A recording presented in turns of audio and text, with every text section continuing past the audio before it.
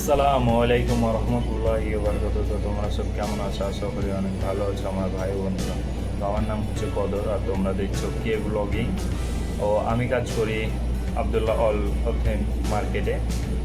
তো তোমরা যারা আগে থেকে ভিডিওটা দেখো তারা তো সব কিছুই জানো, আর যারা এই ভিডিওটাই প্রথম দেখছো তাদের জন্য থাকবে যে তোমরা আগে চ্যানেলটিকে সাবস্ক্রাইব করো ও আমার ভিডিওগুলো দেখো।